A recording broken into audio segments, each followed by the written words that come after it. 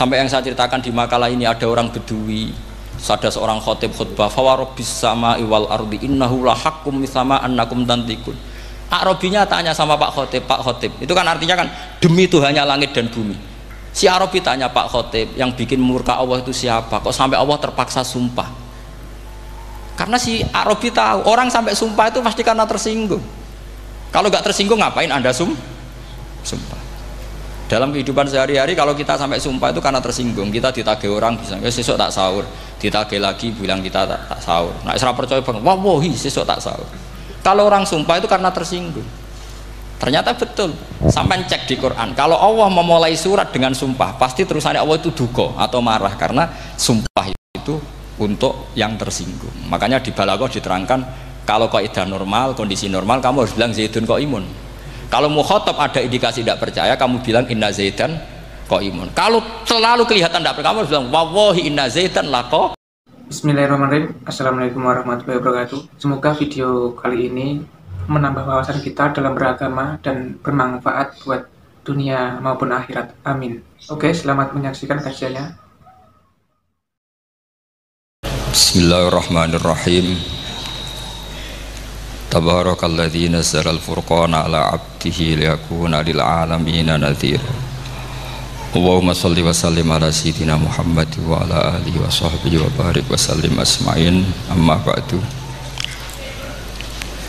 Ingkang kula hormati Kiai Haji Abdul Hanan wa ahli baiti, sedanten kanca-kanca santri peminat ilmu tafsir dan ilmu hadis ingkang kula hormati.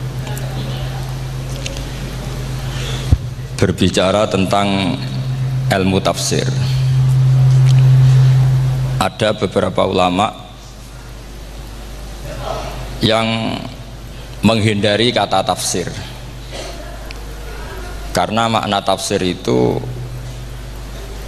memaknai atau menduga apa yang dikehendaki Allah. Tentu itu sulit. Satu, bahwa faktanya kita sudah tidak bisa komunikasi dengan Allah karena tidak ada wahyu lagi.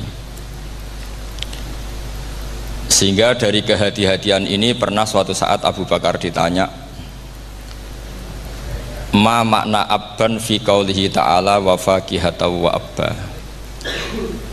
Beliau menjawab, saya tidak lagi pantas hidup di atas bumi di bawah naungan langit jika saya mengatakan naqulu fil Quran, jika saya harus berpendapat tentang Quran apa yang tidak saya ketahui. Itu kehati-hatian yang dilakukan Sayyidina Abi Bakrin As-Siddiq. Tapi teori ini berbanding paradok, berbanding ekstrim ketika bahwa Quran itu diturunkan itu sebagai hudan, sebagai petunjuk, kedua sebagai bayanan, sebagai penjelas. Dan ini yang saya yakini, kalau sebagai penjelas Quran itu harus jelas sekali dan bisa menjelaskan. Dan Quran mensifati dirinya wal kitabil mubin, demi kitab yang memberi penjelasan. Sehingga dari sudut ini orang kafir pun mungkin memahami Quran. Dan menurut saya orang kafir pun bisa paham Quran. Kalau Ahok itu melintir Quran, tidak memahami Quran, paham? Senok harganya itu melintir Quran tapi tidak memahami Quran. Tapi bahwa Quran itu bisa difahami orang kafir itu ya. Logikanya gampang begini, kata Imam Syafi'i dalam kitab Ar-Risalah. Ketika Quran turun, itu pendengarnya itu tidak ada yang muslim, belum ada santri Kewagian, nggak ada santri Lirboyo, nggak ada santri Sarang. Pendengarnya itu non muslim. Nah ini sampai angen-angen, ketika Quran turun tuh pendengarnya muslim atau non muslim? Non muslim. Andai kan Quran itu turun tidak difahami orang kafir, maka lalu objeknya siapa, sasarannya siapa? Nah sebab itu akan aneh kalau kita yang mondok, misalnya ngaji Edkon, ngaji Alfiyah, ngaji Ulumul Quran, apa saja, kemudian Anda tidak paham Quran, padahal orang kafir saja bisa paham.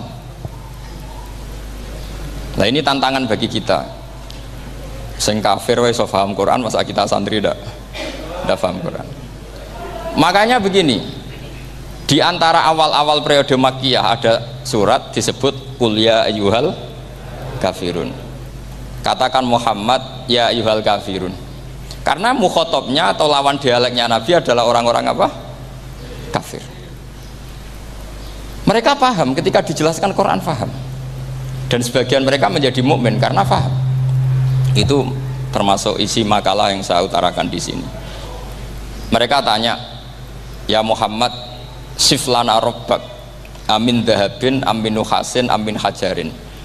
Karena orang kafir jahiliyah itu punya tren, yang namanya Tuhan itu fisik. Mereka punya Lata, punya Uzza, punya Hubal. Sehingga kalau Tuhan-Tuhan kita ini dari batu Muhammad, katanya Anda punya Tuhan yang berbeda. Lalu Tuhan Anda ini dari emas atau dari perak. Turunlah ayat Qul huwallahu ahad Allahus samad. Lagi-lagi mukhatabnya adalah orang kafir. Makanya ini juga akhirnya jadi ilmu madhab, ilmu tentang firqah-firqah dalam Islam, bahwa kesalahan terbesar orang Khawarij sebagaimana yang dikutip Imam Bukhari, nanti saya mencari di juz 4 atau di juz 3, pokoknya di bab babu qitalil Khawarij, karena Imam Bukhari punya adat diulang-ulang. Kata Ibnu Umar yang dikutip Imam Bukhari, innahum intolaku ila ayatin nazalat fil kufar faja'aluha alal mu'minin. Orang-orang Khawarij atau kalau sekarang orang-orang radikalisme itu meneliti Quran, kemudian ketika ada kriteria manusia-manusia tertentu itu dianggap itu kenanya orang Islam, korbannya orang Islam. Padahal awal mula ayat ini turun untuk orang kafir atau kritikan pada orang kafir. Oh, ini cilaka betul. Karena logikanya seperti yang dikatakan Imam Syafi'i, ketika Quran turun ini nggak ada orang Islam, yang ada orang kafir. Jika mukhatabnya adalah orang kafir. Tapi ayat-ayat ini nanti dipakai Khawarij untuk mengcounter orang Islam, sehingga mereka mudah mengkafirkan kita karena pakai ayat yang dari awal Allah mengkafirkan orang kafir, sekarang ayat itu dipakai mengkafirkan orang Islam. Ini saking gebleknya orang apa? Khawarij. Makanya kata kitab Fathul Bari yang menyarai Bukhari itu, yang mendorong orang Khawarij seperti itu adalah jahluhum bisyariah. Memang mereka benar-benar bodoh, benar-benar goblok. Misalnya kita kiai atau kita ma'arif atau kita santri atau kita orang soleh, kemudian kita tidak bisa melakukan apa yang kita katakan, terus kita oke lah, kita kena kritik misalnya atakmurunan nasa bil birri wa tansawna anfusakum wa antum taslunal kitab. Terus kita katanya bisa ngomong tapi tidak bisa melakukan, terus dikritik dengan ayat itu mestinya tidak tepat. Karena itu asbabun nuzulnya adalah orang-orang Yahudi karena tahu bahwa sifat Rasulullah itu ada di Taurat, mereka menyuruh keluarganya itu masuk Islam, tapi mereka sendiri tidak mau Islam. Kemudian turunlah ayat atakmurunan nasa bil birri wa tansawna anfusakum wa antum taslunal kitab afala ta'qilun. Sekarang perbandingannya begini, misalnya ada orang Islam, taruh saja Zaid itu maling, ya maling, konsisten dia malingnya sampai tua. Terus menurut Anda Zaid yang muslim ini, Zaid itu muslim tapi maling, jangan bilang maling tapi muslim, dia itu ya. Kemudian Zaid bilang ke anaknya, "Cung, kowe aja dadi maling, dadi santri sing soleh, sing maling bapak tok." Ndak. Ini menurut analisis usul fikih, ngomongnya Zaid itu benar apa salah? Benar kan? Nasihatnya ya benar, ngomongnya juga benar. Kamu tidak bisa ngeritik Zaid, kamu bisa ngomong tapi tidak bisa melakukan, tidak bisa. Fa innal amra bil ma'ruf wajib, wal qawla bil ma'ruf ya wajib, wal qawla bil haqqi ya wajib. Jadi itu hal yang berbeda. Misalnya fa innal amra bil ma'rufi wajibun, memerintahkan barang baik itu baik. Wa innal qawla bil haqqi ya wajib, mengatakan yang hak itu ya wajib. Berarti Zaid tetap kena khitab, kamu harus nasihati anak secara benar, kamu juga harus ngomong hukum secara benar. Lalu ketika Zaid ngomong hukum secara benar, "Cung ojo maling, maling ku dosa. Cung ojo nerusno profesi ini bapak maling, maling itu tidak benar." dia berarti sudah melakukan dua kebenaran, yaitu ngomongnya benar, nasihatnya benar. Dia salah, perilakunya tetap maling. Tapi jangan karena dia maling lalu omongannya nggak salah juga, berarti salahnya malah 3. Makanya ini pentingnya ngaji sama ulama, sama ahli usul fikih. Jadi tidak bisa dicampur adukkan. Zaid gagal dalam perilaku, tapi jangan gagal lagi di nasihat. Nanti kalau dia tidak nasihati, maka anaknya terus maling, alasannya niru bapaknya. Karena bapaknya kalau mau nasihati nanti disemprit sama santri-santri. Pak, sampean ra oleh nasihati anak ra usah maling, sampean dhewe maling. Oh, tidak bisa cara usul fikih. Itu malah yudroku kulluh, la yudroku napa? Kulluh, atau bahasa populernya al-maisur la yasqutu bil ma'sur. Misalnya kita sebagai kiai hanya bisa takrib, hanya bisa jurumiyah. Apa muda Fatul Mu'in cek abote bulet, maknanya bulet. Kamu tidak boleh ngomong gini, Cong, kowe sebagai muridku kudu nurut aku. Nak gurumu goblok tok takrib, kowe tok takrib wae. Gak oleh ngelangkai guru, gak sopan gitu misalnya gitu. Gak boleh gitu. Tetap kita ngomong, Cong, kowe aja koyo aku. Kowe kudu alim Fatul Mu'in, alim Fatul Wahab. Sama ndak bisa protes. Pak guru sendiri ndak bisa. Kebenaran tetap sebagai kebenaran meskipun kita tidak kuat melakukan atau tidak bisa melakukan. Lagi-lagi ayat itu sebenarnya ada untuk kita, untuk orang Yahudi, ta'murunan nasa bil birri wa tansawna anfusakum wa antum taslunal kitab. Sebab itu istidlal dengan Quran itu memang resikonya tinggi kalau tidak bagi mutabakhir, karena ya itu tadi. Ini harus ada pengetahuan yang luas tentang asbabun nuzul, tentang kriteria. Nah, kalau terpaksa, saya katakan terpaksa, kalau terpaksa kita iktibar itu boleh, tapi itu terpaksa. Bahwa Allah mengkritik orang yang bisa ngomong tapi tidak bisa melakukan. Tapi itu secara usul fikih itu runyam. Teori ini runyam sekali, fatal. Sampai lihat tuh di kitab Bajuri atau di kitab-kitab fikih yang lain. Ketika Shahibil Burdah atau Shahibil Bur'ah itu yang Imam Busiri itu, Muhammad bin Busiri itu. Ini ku salah nama tapi kadung populer. Jadi sebetulnya Imam Busiri itu Shahibil Bur'ah, bukan Shahibil Burdah, tapi kadung terkenal Burdah, kita ikut-ikutan apa? Burdah. Imam Busiri itu ngeluh, saya ini orang yang banyak kesalahan. Di antara salah saya adalah saya bisa ngomong tapi tidak bisa melakukan. Yaitu saya ngomong misalnya orang supaya tahajud, saya tidak tahajud. Saya ngomong orang supaya sholat sunat, saya nggak pernah sholat sunat. Itu sarahnya itu yang menyarai itu kan Imam Bajuri itu yang sarah Burdah. Itu mengkritik begini. Kalau Anda ngendikan itu fi ma'radi dzammin nafsi, yaitu dalam konteks Anda mengkritik diri sendiri, oke. Tapi omongan Anda salah karena secara usul fikih fatal. Fatalnya begini. Misalnya saya nggak pernah tahajud, ya mungkin itu nyata, mungkin itu nyata. Apakah kemudian saya tidak boleh mengatakan at-tahajjudu sunnatun? Apa saya diwajibkan diam hanya karena saya tidak pernah tahajud, terus saya seorang kiai yang haram mengatakan at-tahajjud sunnatun? Saya harus tetap mengatakan kalau tahajud itu sunnah. Saya kalau punya santri terus saya bilang, Cong, napas nganggur yuk tahajud itu sunat. Karena mengatakan kebaikan pasti bagian dari kebaikan itu sendiri.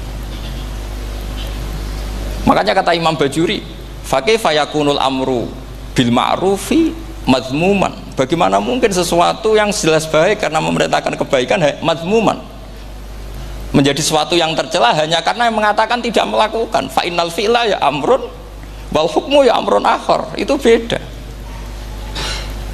Jangan karena Anda tidak minum teh karena diabetes, terus Anda kalau ada tamu tidak disuguhi teh. Karena saya sendiri tidak minum teh. Wah ya repot kalau gitu. Nah, itu lagi-lagi tadi orang Khawarij salah ketika mengartikan ayat yang harusnya objek kritiknya itu orang kafir, kemudian karena Quran lama sekali dibaca orang Islam sampai orang itu lupa kalau Quran awalnya turun diantaranya adalah membenahi akidahnya orang kafir, sehingga korbannya orang Islam. Itu mirip seperti cerita kita ya, santri-santri itu kalau punya musuh itu baca Hizib Nasor. Dulu pengarang Hizib Nasor itu musuhnya orang fasik, sehingga dihizib. Santri ora duwe musuh wong fasik, duwene kancane dhewe, akhirnya kancane yang kena hizib. Nah ini penting saya aturkan ya, sama seperti itu. Lama sekali Quran itu hanya dibaca orang Islam dan komunitasnya Muslim, sehingga seakan-akan semua kritikan Quran itu pada orang nopo Islam.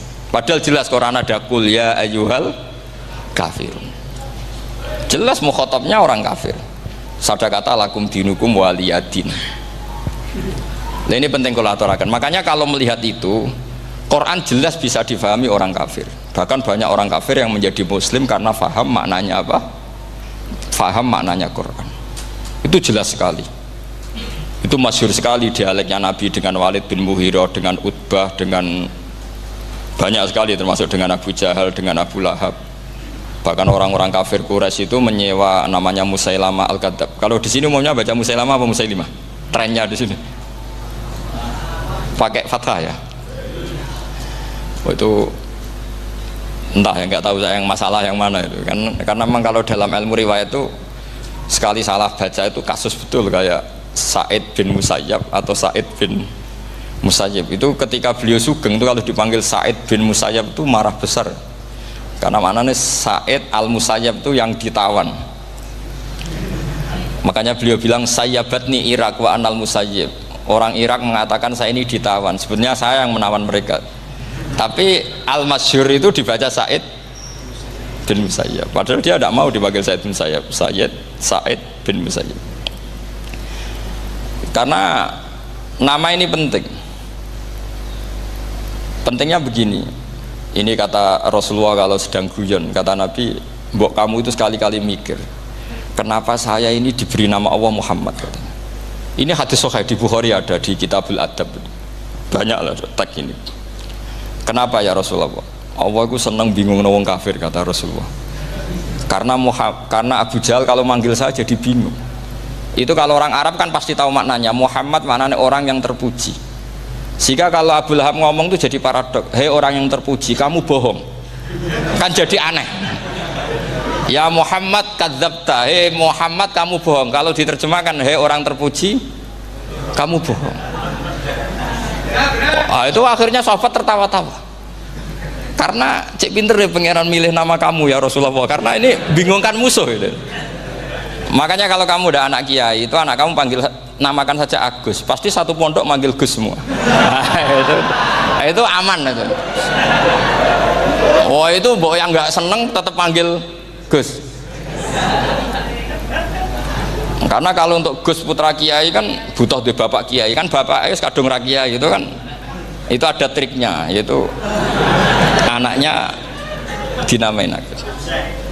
Nah itu Rasulullah itu sudah dipilih sedemikian rupa oleh Allah, perilakunya benar, ahwalnya benar, sak namanya juga benar, sehingga ketika Abu Jahal, Abu Lahab tahu bahwa nama Muhammad ini problem, karena ini madah itu memuji, sehingga mereka kalau mencari Muhammad tuh bilang ainal madmum, mana orang yang tercela.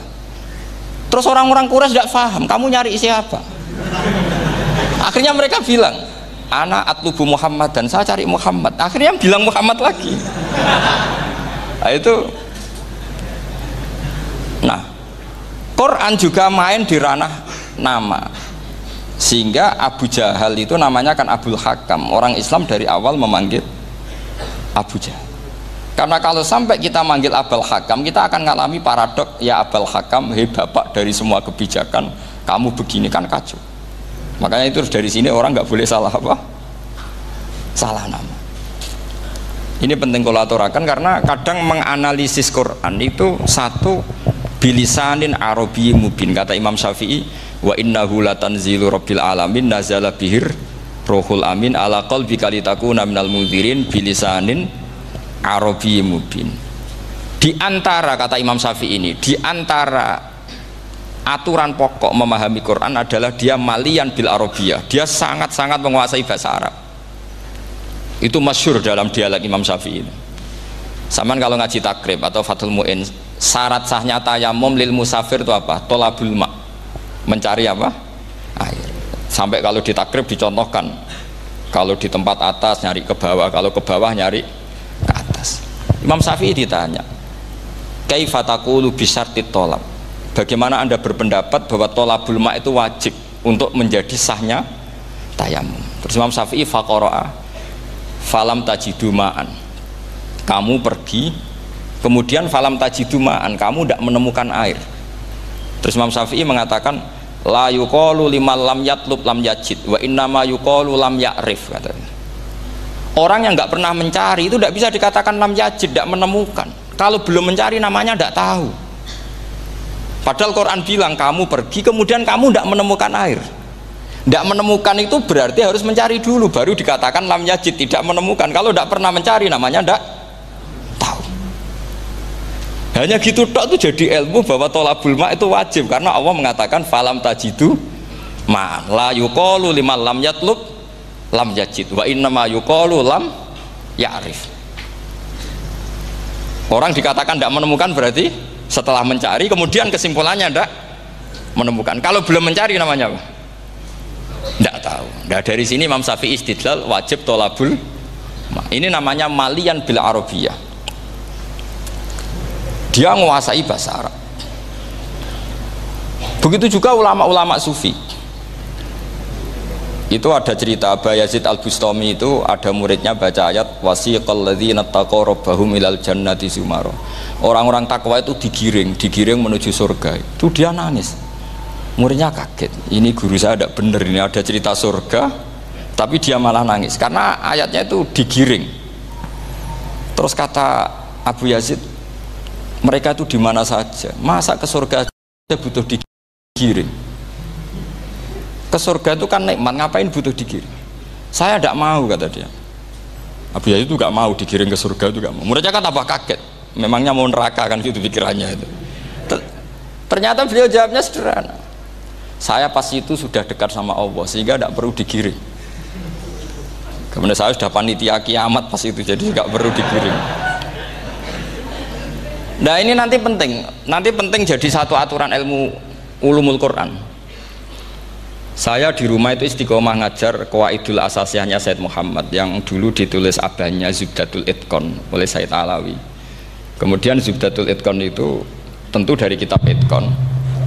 Terus Said Alawi dulu ngarang kitab Faidul Khobir, sarahnya Faidul Khobir sama Sayyid Muhsin Al-Musawab, dulu dari Padang tapi hidupnya di Mekah. Saya dulu talaki sama Mbah Mun. Itu ternyata ada ayatnya, innal muttaqina fi jannati wa nahar fi maq'adi sidqin 'inda malikim muqtadir. Sekarang sampean saya tanya, menurut Anda semua orang kena hisab enggak? Tidak sampai jawab saja. Menurut Anda ketika di mahsyar semua orang kena hisab apa enggak? Pasti kita menjawab iya. Tapi kata Said Muhammad itu keliru. Enggak kebayang orang seperti Nabi kena hisab. Pasti yang kena hisab itu orang-orang yang enggak jelas. Nah, misalnya Nabi jelas baiknya, harusnya ya langsung enggak kena hisab. Karena enggak mungkin seorang saksi kok diaudit, enggak mungkin. Lo saksi itu di pengadilan kan nggak tersangka, nggak terdakwa, dia tidak boleh diintervensi oleh hakim. Nah Rasulullah ketika kiamat, ketika fil mahsyar fi faslil qada itu jelas fa kaifa idza ji'na min kulli ummatin bisyahidi wa ji'na bika ala haula'i syahida. Rasulullah sudah dekat Allah, pas mahsyar itu ada Allah, ada Rasulullah, ada Jibril. Kemudian Nabi itu mengidentifikasi. Ditanya sama Allah, bener mat ini umatmu? Ya, niki umatmu ya. Kalau yang nggak jelas ya Nabi lama jawabnya. Makanya kamu jangan jadi orang nggak jelas. Nah, itu kalau sekali nggak jelas itu Nabi lama sekali jawab. Nah, artinya begini, yang kena hisab itu meskipun kata Said Muhammad, meskipun Dhahirul Quran itu menetapkan asbata umumal hisab, tapi zahirnya Quran yang sama juga menafikan hisab. Itu karena nggak mungkin, nggak kebayang kita malaikat berani menghisab afdhalul khalqi Sampean bisa bayangkan malaikat mengaudit Rasulullah sallallahu alaihi wasallam. Ahabbal khalqi ilallah. Kepen cilaka mencit. Wong wis jejer Allah kabeh dinten audit sudah indah. Fa kaifa idza ji'na min kulli ummatin bisyahidi wa ji'na bika ala haula'i syahida. Lalu mungkar nakir juga sama. Sampean bisa bayangkan mungkar nakir tanya Nabi Muhammad. Tesnya susah. Karena kalau Rasulullah terus ditanya, waman nabiyuka. Wah itu kan bisa kiamat itu.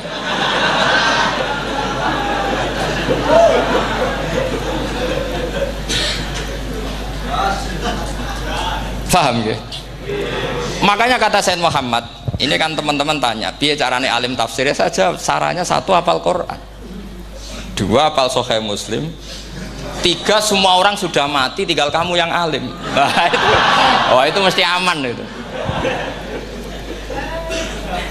Nah kalau sampean tanya saya, apa buktinya Gus kalau orang tertentu tidak kena hisab? Ya buktinya tadi misalnya innalladzina qalu rabbuna Allahu tsummas taqamu tatanazzalu alaihimul malaikatu alla takhafu wala tahzanu wa absyiru.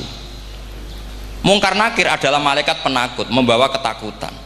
Sementara para wali ini jelas malaikat kena konstitusi, malaikat harus mengatakan ke para wali Allah takhafu wala tahzanu. Padahal Nabi tentu sayyidul auli. Para wali saja malaikat kena aturan, kamu harus bilang Allah takhafu wala tahzanu wa absyiru. Hei para wali, kamu jangan susah, jangan gentar, kamu harus gembira. Kamu bisa bayangkan misalnya mungkar nakir bawa godok, kata orang kalau dipukul jul sak walang-walang. Kemudian kamu bayangkan si Abdul Qadir ngalami itu, Abdul Hasan Asadali ngalami itu, Abu Yazid Al-Bustami. Kalau itu ngalami gitu semua, ngapain kita jadikan mursyid? Kan sama nasibnya dengan kita. Nah, Zahirul Quran mengatakan asbatal hisabah, tapi Zahirul Quran di ayat yang lain lam yusbit al hisabah. Makanya tadi umumul Quran juga ditaksis dengan muqayyid. Yang mutlak ditaksis dengan yang muqayyad, yang mujmal ya sama seperti itu, aturannya seperti itu, ditafsil sama yang mufassal. Sama orang kafir yang jelas, sampean bisa bayangkan malaikat ngaudit Fir'aun, cek kurang penggawean nih, jelas eleke kok di audit. Misalnya Abu Lahab di audit, oh malaikatnya celaka mencit, berarti dia gak percaya sama pernyataan Tuhan tabat yada abi lahabim. Malaikat kok ngaudit Abu Lahab, mungkin Gusti kula ceke nak menawi wonten api lho ki ora tau ngaji Quran tapi wong ayate tabat yada kok cek di cek. Nah yang seperti ini masuknya kategori ulaikal ladzina, saat terusé mereka yang kafir bi ayati rabbihim wa liqaihi fahabitos a'maluhum fala nuqimu lahum yaumal qiyamati wasna. Jadi ada orang-orang kafir yang jelas kena aturan fala nuqimu lahum yaumal qiyamati wasna. Jelas kafirnya ya gak kena hisab, yang jelas nabinya, jelas wasinya juga gak kena hisab. Yang kena kita di tengah-tengah. Tapi ilmu itu ikut mainstream karena semua orang bilang ada hisab, ya kita ikut-ikutan bilang, ya sudah gitu saja. Tapi kalau aslinya ya rapati percaya.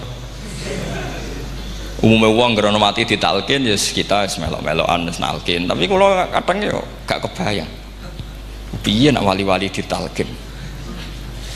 Makanya ada di dunia wali itu ada cerita Rabi'ah Adawiyah, itu termasuk keramat beliau itu. Kali Imam Sibawi kan dalam cerita wali kan ditanya marbuka, ngapunten niku man mausul napa istifham. Wah itu malaikatnya tidak pernah khataman alfiyah kan, repot. Kalau Rabi'ah Adawiyah lebih parah lagi, itu beliau tuh nangis sekeras-kerasnya, nangis terisak-isak, dia tersiksa. Ya Allah, engkau itu zat yang paling saya kenali dan harusnya semua makhluk itu kenal engkau, tapi ini hamba engkau tanya engkau itu siapa. Itu kan ini orang aneh kata gitu. Karena Allah itu adharud dzahir, kata sampai Imam Sibawi silakan a'raful ma'arif. Jadi wong ora ora wis geblek tenan dari Imam Sibawi. Imam Sibawi kan atas nama dia pakar nahwu pertama mengatakan domir paling makrifat di antara 6 isim makrifat, paling makrifat itu domir. Tapi meskipun gitu a'raful ma'arif Allah. Yang paling makrifat dari sekian isi makrifat itu Allah. Artinya satu nama yang orang harus kenal semua. Makanya diantara keramat beliau ketika ditanya, wong kok ora tau ngaji fikih men ngaji nahwu wae. Gak tahu dia ngaji carane sesuci, carane iddah tuh gak tahu ngaji nahwu. Terus dia tanya, bima fa'ala rabbuka.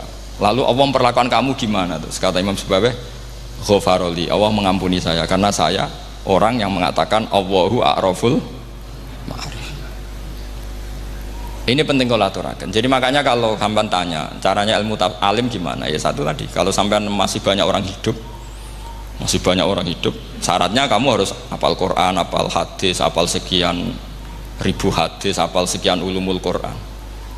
Itu kalau masih banyak orang hidup. Kalau sudah kamu sendiri hidup, ya sudah, pokoknya isokulhu ya salim sendiri kan, nggak ada saingannya ini. Makanya kata Sayyid Muhammad, beliau mengatakan, kita meyakini umumal hisab ya berdasar zahiril Quran, kita menafikan umumal hisab bahwa hisab hanya yahtassul liqaumin duna qaumin juga berdasar zahiril Quran. Kita percaya semua mayat ditanya mungkar nangkir ya berdasar zahiril ahadis. Kita tidak mengumumkan teks ini juga berdasar zahiril ahadis. Karena malaikat mungkar nangkir juga malaikat. Berarti dia kena aturan kalau ketemu para wali Allah takhafu wala tahzan. Faham sih kalau maksudnya? Ini penting kalau aturakan. Jadi makanya aspeknya sampean bisa memulai kalau ingin jadi orang alim tafsir, bisa mulai dari yang mudah saja, yang fikih saja. Makanya kata Imam Ghazali, kenapa Mu'tazilah jadi segoblok itu? Karena dia tertipu oleh umumatul Quran, oleh teks-teks umum. Dia tidak tahu mukhassisnya. Padahal setiap ayat umum itu pasti ada mukhassis. Misalnya begini ya, kalau kamu maknanya fikih saja, contoh yang paling mudah familiar itu fikih ya. Misalnya kita ngaji Quran, wal mutallaqatu yatarabbasna bi anfusihinna salasata quru. Kalau orang dicerai, itu iddahnya itu 3 kali masa nopo suci. Apakah aturan iddah seperti ini hal hadhil iddah amatun likulli mutallaqatin am li mutallaqatin makhsusah? Apa ini semua mutallaqah iddahnya pasti salasata quru, apa orang tertentu? Ya enggak, asal dia mutallaqah pasti iddahnya salasata quru. Anda goblok, Anda salah besar. Kalau misalnya yang dicerai adalah orang hamil, iddahnya apa? Salasata quru apa watil hamli? Watil hamli. Kita butuh ayat lain, wa ulatul ahmali ajaluhunna ayyadna hamlahu. Sama seperti kita ngaji walladzina yatawaffawna minkum wa yadharuna azwajan yatarabbasna bi anfusina arba'ata asyhurin wa asyra. Asal wanita ditinggal mati suaminya, maka iddahnya 4 bulan 10. Apa semuanya demikian? Enggak. Misalnya orang hamil iddahnya biwatil hamil. Artinya kalau Anda tertipu umumatil Quran, berarti Anda sama dengan menghukumi orang ditolak semua iddahnya salah satu guru. Sama misalnya orang sekarang dalil-dalil wa may yatawallahum minkum fa innahu minhum. Kalau berkawan orang kafir, maka dia menjadi kafir. Itu kan fatal. Semua nabi ya berkawan orang kafir. Karena dakwahnya memang sama orang kafir. Lo coba, andai kan sampean hafal Quran, itu sama teori itu tuh mungkin menyedihkan. Coba istilahnya Quran, wadhkur akho'at wa ila adin akhawum huda wa ila samuda akhawum. Terus semua umatnya yang kafir disebut akhawum. Akhaw itu artinya apa? Saudara. Mereka ya berkawan sama orang kafir. Makanya butuh analisis fikih untuk maknani wa may yatawallahu minkum fa innahu. Setelah dianalisis fikih, ternyata semua nabi diistilahkan wa ila madyan akhahum syuaiba wa ila adin akhahum huda. Akhaw itu artinya apa? Saudara. Kalau sampean tanya, lalu logikanya gimana? Kata kitab-kitab kan wa in kana dasarin fajanibhu suratan. Kalau ada teman buruk jauhi, kalau teman baik temani. Kalau cara usul fikih gampang. Kancanan maling dosa, wong kok kancane maling. Tapi nak dakwai maling apik kan? Aku ora ngancani kok dakwai dandani, selesai kan? Ngancani maling elek, nak dakwai maling apik. Demenan rondo elek, nak didik apik kan, itu seperti itu. Nah, ini penting kalau aturaken. Nah di sini ini makanya NU itu punya sejarah panjang, banyak wali-wali yang jadab, yang coro zahir itu kancanan wong fasik-fasik. Orang syariat bingung, ini wali kok berteman orang fasik. Ya kalau kamu bahasakan teman ya masalah, kalau kamu bahasakan ini binaan. Enggak, sama jawab saja, kalau dibahasakan teman masalah enggak masalah kan, tapi kalau dibahasakan itu binaan selesai kan. Sama, Nabi berkawan orang kafir itu enggak karena berkawan, itu binaan Nabi. Memang Nabi itu jadi Nabi, objeknya adalah mengislamkan orang kafir. Ya berlama-lama Nabi dialek dengan mereka, muasarah sama mereka. Bahkan Nabi diharuskan bersikap baik sama mereka. Itu yang disebut fabima rahmatim minallahi lintalahum walau kunta fadzan ghalidhal qalbi lan faddu min haul. Tapi sekarang itu orang sudah tidak pakai ilmu. Orang-orang radikalisme itu nggak pakai usul fikih. Pokoknya kalau ada ayat terjemahnya gini ya sudah itu jadi madhab. Akhirnya kecelakaan seperti ini. Pokoknya kalau ada ayat faqtulul musyrikina haitsu wajadtumuhum wa khudhuhum wahsuruhum waq'udu lahum kulla marsad. Sudah hafalnya ayat itu saja. Dia tidak mau ngapalkan misalnya qatilul ladzina yuqatilunakum. Ada ayat lagi wa akhrijuhum yamin haitsu akhrajukum. Sehingga ulama kita membagi kafir itu ada harbi, kita musuhi, ada zimmi, ada muahad, ada musta'man. Itu ulama karena tahu tidak semua orang kafir itu harbi, tidak semuanya zimmi, tidak semuanya muahad, tidak semuanya musta'man.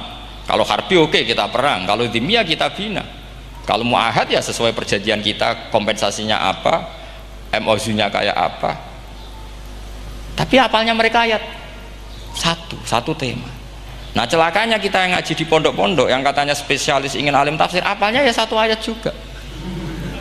Wah itu kan satu ayat versus satu ayat, itu ngeri. Makanya kalau sama tanya saya ini, katanya di acara ini sama tanya gimana caranya jadi ahli tafsir, ya saya jawab gampang. Sebenarnya itu apal Quran, apal hadis, terus apal ulumul Quran. Ya misalnya Nadoman ya Faidul Khobir lah, kalau kitab Nasar ya minimal itu setengah lanya itkon lah. Kalau nggak lanya-lanya amat ya agak lanya. Karena kitab tafsir itu gampang, teorinya itu mudah sekali. Misalnya al-ibratu bi umumil lafzi la bi khususis sabab, itu sama dengan kayak kaidah fikih. Karena kalau kaidah fikih itu saya itu pernah dibisui kiai itu, ini kisah nyata itu, dibisui kiai itu pas basul masail. Dulu saya itu masih sering mau basul masail, ini pun pensiun pun buatan niku. Dulu saya dengan Gus Zofur putrane Mbah Mun itu sering makili Pondok Anwar basul masail fikih. Tapi tidak tahu ceritanya Gus Zofur jadi dokter tafsir, saya juga kok ya tahu-tahu menekuni tafsir. Lama-lama orang itu lupa status saya yang fakih ya. Makanya saya itu ya kadang eman gitu, karena ini status penting juga. Tapi status fikih itu kadang memang menyesatkan. Karena begini, itu dulu pernah ada basul masail itu begini. Ini kisah nyata ini. Ada desainer baju putri untuk putri, anak putri. Kemudian desainer itu menciptakan satu celana pendek misalnya, atau celana seperempat. Dengan desain ini pasti kalau dipakai itu auratnya itu kelihatan. Bagaimana hukumnya desainer ini? Apa termasuk mimman sarro'a as-sayyi'ata? Karena terjadi kasfil aurat. Apa enggak? Rata-rata kalau kiai yang khusyuk-khusyuk, yang sepuh-sepuh, desainer itu so gara-gara tren pakaian ini mau itu buka aurat. Tapi kiai-kiai alim yang muda-muda entah saking belingnya, entah saking pinternya tidak tahu, bilang begini, Pak Yai, yang didesain apa? Ya celana itu. Lalu celana itu fungsinya nutupi apa buka aurat? Ya nutupi. Lu kan lumayan urun nutupi. Kalau haram ya dicopot, lu kan malah parah itu. Bingung kayaknya, sampai bilang gini kan, wah semanis. Itu kan makanya ini guyon ilmiah. Repotnya ngadepi orang alim muda itu kan mbok gedingi ku ilmiah, mbok senengi fasik.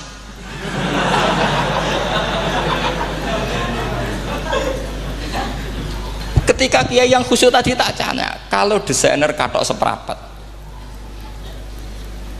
paham gitu? Kau coba yang celana dalam terlalu vulgar itu, paham gitu? Nggak, rok saja lah, rok mini misalnya, rok selutut. Sampean jangan ngeres ya, yang rok selutut misalnya. Rok selutut itu desainernya kena hukum haram enggak? Sampean jawab saja. Oh haram dari Kiai Sepuh karena dengan desain itu misalnya lututnya kelihatan. Tapi pertanyaannya Kiai Muda saya masih ingat betul, saya tanya. Lalu fungsi pakaian itu apa Pak Yai? Fungsi itu kan tetap nutupi sebagian aurat. Kalau Anda haramkan, barang haram itu harus dihilangkan. Nah, itu. Sampai Kiai itu setelah acara itu manggil saya. Gus, kalau ngakoni jenengan alim tapi ki podo repote. Podo repote nak dalam itu kan terus itu ada perumusan di redaksi keputusan yang dijual itu yang masail fikihnya kan terus diputuskan dibukukan. Kalau redaksinya halal terus nanti orang pakai rok semua. Dan saya balik bantah, kalau redaksinya haram orang nggak pakai rok malah. Akhirnya itu apa? Kebijakannya lucu. Buak we Gus, pertanyaan itu buak sak jawabannya oke. Jadi kita debat tidak jadi. Ini cerita ilmiah. Makanya sama tidak wajib manut saya ini terlalu ilmiah, jadi tidak baik untuk kehidupan kesalian kurang baik. Jadi ini, tapi ini ilmu. Tetap kaidahnya fikih ma la yudraku kullu la yudraku kullu. Jangan kalau tidak bisa nutupi aurat semua, lalu jangan sama sekali. Lungki kan kaidahnya kan gitu, malah yudroku kullu, la yudroku kullu. Misalnya Anda punya tetangga nggak mau pakai jilbab, nggak mau pakai pakaian muslimah, kamu tidak boleh bilang munisan raklambinan, tidak bisa. Malah yudroku kullu, malah yudroku kullu, nu la yudroku napa kullu. Makanya ini kita harus hati-hati. Nah bayangkan sekarang orang neliti Quran itu yutroku kullu. Mestinya kalau Anda meneliti radikalisme, ayat yang terkait radikalisme diteliti semua. Ternyata di surat Taubat yang disebut suratus Saif yang bahkan haram baca bismillah, itu ada ayat wa in ahadum minal musyrikin astajaraka fa'ajirhu hatta yasma'a kalamullah summa ablighu ma'mana. Muhammad, kalau ada orang kafir mau belajar Quran sama kamu, ya harus kamu pelajari hatta yasma'a kalam Allah. Setelah mereka mau belajar, ya ablihu ma'mana, summa ablihu ma'mana, kamu harus menjamin keamanan dia. Itu di surat Taubat, termasuk akhiru suratin nazalat, gak mungkin terjadi mansuh. Tapi orang-orang ekstremis selalu pakai faqatulul musyrikin haitsu, apalan itu terus. Yang orang liberal yang menaparin la ikraha fiddin, ya sudah seperti itu. Sing orang-orang ora tegas, ora tau nahi mungkar, ya ma arsalnaka illa rahmatan lil alamin, ngono terus. Yang kelompok tukang nahi mungkar ya ayatnya amen nahi mungkar. Saya tuh heran kenapa mereka punya masalah dengan hafalan kayaknya. Kenapa sih hafalannya kok pedot itu. Kita yang hafal semua bingung jadi akhirnya kita yang pinter anut sing goblok. Karena saya tuh pernah loh debat sama orang salaf, debat gitu. Setelah saya mengutarakan sekian hadis, ada tuh Pak hadis itu, waduh, harusnya kamu ngaji saya, tidak debat tuh yang level, kalau nggak level tuh nggak boleh katanya. Kamu itu kan ngeri. Makanya ini penting ya, kalau sampean tanya ingin jadi alim tafsir ya harus hafal Quran semua. Nah, kalau tidak mungkin yang nunggu orang semua mati baru Anda jadi ahli tafsir, karena tidak ada musuhnya. Tapi saya pastikan orang kafir pun bisa memahami Quran, yaitu tadi hatta yasma'a kalam Allah. Sayyidina Umar tuh masuk Islam tuh gara-gara dengar adiknya baca Toha, ma anzalna alikal Qur'ana litashqa illa tadhkiratal liman yakhsha tanzilam mimman khalaqal arda was samawati ula ar-rahmanu alal arsis tawa. Itu dia ma huwa bikalamil basar, tidak mungkin seperti ini karangan manusia, itu tidak mungkin. Akhirnya dia Islam. Banyak orang Islam karena diperdengarkan Quran, karena memang notnya sudah unik, makna kualitasnya juga sudah unik, semuanya itu unik, indah. Sampai sekarang pun orang kafir itu orang paling tahu Quran. Makanya Allah mensifati orang kafir itu hasadam min indi anfusihim mim ba'di ma tabayyana lahumul haq. Sekarang sama saya tanya, orang sing tabayyana lahumul haq itu orang paham apa orang tidak paham? Mereka orang kafir itu mengingkari Quran, padahal mim ba'di ma tabayyana lahumul haq, setelah kebenaran nyata bagi mereka. Nyata bagi mereka artinya orang kafir paham apa tidak paham? Paham. Cuma mereka punya penyakit hasadam min indianus.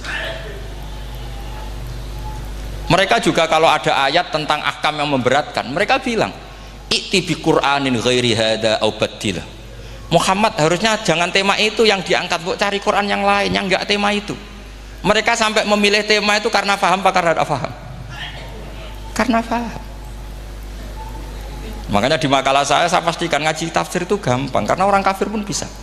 Kalau kasus Ahok itu bukan paham itu melintir, beda. Paham sama melintir itu beda. Wah, itu diterjemah kemenang tuh jangan mengangkat kawan orang Islam, bukan ngangkat pemimpin. Ya liganya kalau ngangkat teman saja tidak boleh, apalagi ngangkat pemimpin. Fatal mana berteman sama orang salah sama ngangkat. Saman kancanan maling itu apik nak menawa nang andani terus ngangkat, "Hei maling ke pimpinanku." Parah mana? Parah mana? Artinya sama saja ketika diterjemah jangan ngangkat teman, sebetulnya ngangkat pemimpin lebih fatal. Itu kan mafhum awlawiyah, itu kan normal saja. Itu di Quran biasa, misalnya innalladzina ya'kuluna amwalal yatama dzulman, orang yang makan hartanya anak yatim secara zalim. Terus kamu bilang, "Gus, saya tidak makan kok, sepeda motornya tak gasap, tak jual." Yang diharamkan kan makan. Wah, ya sarap kalau gitu. Maknanya begini, memakan harta anak yatim artinya ifsad. Ifsad itu merusak. Nak ngono ikhraq, membakar atau mencuri sama dengan makan, bal asad. Malah kan lebih apa? Lebih apa? Dasar. Jadi yakuluna di situ tuh ba'dul amsilah, sebagian contoh min wujuhil ifsad atau min wujuhil ihlak. Jangan kok karena ayatnya makan, oh yang haram tuh makan, kalau nyuri gak apa-apa. Waya fatal. Itu kan sama dengan santri geblek ketika ada kiai ini, "Cong, kowe mbek bojomu jogeman naboi." Suatu saat istrinya lapor lagi, "Pak Yai sekarang ndak naboi tapi nyadui." Karena naboi itu pakai tangan. Mereka pertama dilaporkan kiainya, "Pak Yai, suami saya itu sering memukulin saya pakai tangan gini. Cong jogeman naboi bojomu." "Nggih Pak Yai, siap." Suatu saat istrinya lapor, "Pak, tetap benjut, kenapa? Kalau nak ini disadui." Mereka pikirannya sing haram nabok, nak nyaduk halal. Wah, itu kan ngajak goblok bareng. Nah, masalahnya di usul fikih kasusnya seperti itu. Makanya saya ini kadang ya maliki sekali. Kadang saya itu maliki sekali. Kadang ya. Misalnya begini, saya beri contoh. Ini yang kisah nyata ya. Ada seorang Arabi datang ke Rasulullah. Ya, tadi kan teman-teman minta juga ilmu hadis ya. Ini satu paket saja. Itu tadi nanti kalau sampean kasih lalim itu sudah ada urusan saya tadi. Nunggu orang mati banyak tadi. Kalau nggak usah nunggu orang mati, sarannya tadi apal tadi. "Ya Rasulullah, ahlak tuh. Saya ini orang yang rusak. Wama ahlakaka. Lalu yang bikin rusak kamu apa? Qol waqatu imroati fi nahari Ramadan. Saya menjima istri saya ketika masih siang. Fi nahari Ramadan, siang Ramadan. Walhasil Nabi tidak menyuruh hanya kodok, tapi menyuruh kafaroh. Kafarohnya itu merdekakan budak atau memberi makan 60 orang miskin atau puasa berapa? Puasa 60 hari. Atau urut merdekakan budak atau puasa 60 hari atau memberi makan sitina miskin. Oke, kita sepakat. Sepakat ya, hadis itu sahih dan diulang-ulang oleh ashabus sunan. Oke, riwayatnya agak masalah. Sekarang kita analisis maknanya. Sekarang sampean saya tanya, kalau anda misalnya sekarang jam berapa ini? Misalnya sekarang jam 9 kurang seperempat Ramadan, terus anda rokok atau anda ngopi, kepengen ngopi terus ngopi tanpa udhurun syar'iyin, anda hanya wajib qadha apa bayar kafarah? Ndak, sampean jawab. Rata-rata kiai kita, oh mau wajib qadha Gus karena gak jima. Sing seru kafarah itu nak jima. Kan ngombe kopi be jima beda. Pertanyaannya tuh lucu, ini naif secara fikih masalahnya begini. Jima bojo itu tidak zina. Jima bojo itu zina apa enggak? Enggak. Berarti dengan makan bedanya apa? Sama kan? Sama-sama amrun mubah. Sesuatu yang boleh. Kenapa hukumannya berat? Makanya kata Imam Malik, enggak itu nilainya. Nilainya adalah hadku hurmati Ramadan bi ghairi udhrin syar'iyyin. Makanya kata Imam Malik, siapapun yang makan fina hari Ramadan, iftar apapun fina hari Ramadan bi ghairi udhrin syar'iyyin, maka hukumnya sama dengan jima fina hari Ramadan. Karena sama-sama ihlak ifsad hurmata Ramadan bi ghairi udhrin syar'iyyin. Loh ndak, ini ilmiah. Kamu ndak harus cocok, tapi kamu otak kamu harus percaya. Loh iya kan, beda kan. Saya secara nafsu ndak cocok, cek berarti. Tapi ilmiah saya setuju. Kalau Kiai Kandani itu kan pasti pakai badul amsilah, kan nggak mungkin semua contoh disebut. Cong penak melaku-melaku jogeman delok wedok iku mari setan. Mboten delok Mbah, nyekel lho malah parah to. Ndak bisa. Makanya ini masalahnya lafadz. Ini kembali ke Imam Syafi'i, bilisanin arabiyyim mubin. Ketika seorang kiai bilang cung jogeman delok cawe wedok adalah mengungkapkan al-muharramat, bukan mentaksis yang haram itu hanya melihat. Saya ulang lagi ya, ketika seorang kiai bilang cung jogeman delok wedok sing haram, itu semangatnya adalah melawan keharaman, bukan mentaksis yang haram hanya delok. Itu di Quran normal semua, di semua lugat ya biasa.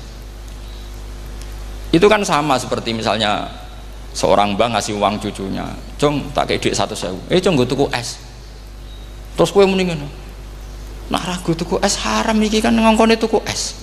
Lah kepen putumu mati kan nyeben 100.000 gue tuku es.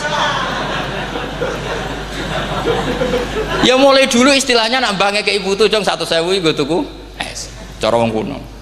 Nah, maksudnya gue pokoknya umumnya cah cilik senane es cuma nyebut. Ya sudah seperti itu.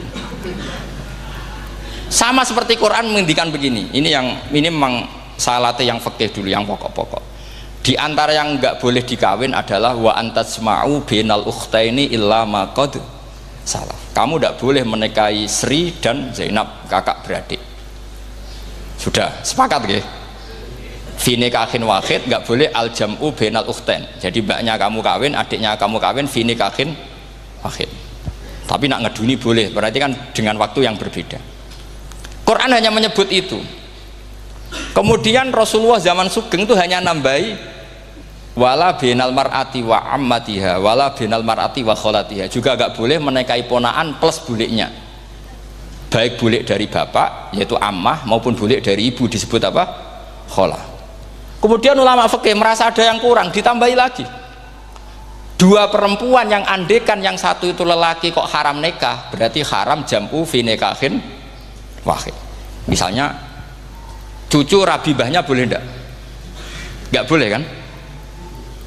Berarti kalau sampean ngumpulkan cucu dan mbahnya fi nikahin wahid juga enggak boleh. Tapi orang yang waras itu tidak akan nyalahkan Quran ketika tidak lengkap. Wa antasma'u bainal ukhtaini ila ma qad salaf, ini tidak lengkap. Yang haram kan tidak hanya jam'u bainal ukhtain, termasuk mengumpulkan cucu dan mbahnya, karena Quran nggak mau dengan logika tidak waras, itu tidak mau. Taruh saja orang itu rata-rata mbahnya kan umur 70 tahun, cucunya umur 17 tahun, kebayang nggak kamu nikahi sehingga adekan boleh bareng, pasti kamu milih bareng. Makanya Quran hanya bakas wa antasma'u final ukhtain, karena yang mungkin masih menggugah selera itu dua. Tapi kalau cucu sama mbahnya itu, kalau ada yang masih selera kan ya sarap tuh. Tapi fikih sebagai kaidah tetap menerangkan termasuk yang haram jam'u adalah bainal mar'ati wajad datiha. Paham juga maksudnya? Artinya ketika menyebut itu tidak jaminan merangkum semua hukum, tapi ba'dul amsilah. Fa'innal akila yaktafiya bi isyaratil ba'di, karena orang kalau punya akal di isyaroi sebagian sudah paham. Ini penting kalau aturakan. Jadi ini penting. Nah bayangkan sekarang banyak gerakan-gerakan ahli Quran katanya, tapi nggak memahami ilmu usul fikih. Quran ra ono ya wis. Nang Quran ra ono cerita harame asu, nak ngono asu ya halal. Ora ono Qurane. Sing ra ono iku tekem ora Quran iku aneh-aneh.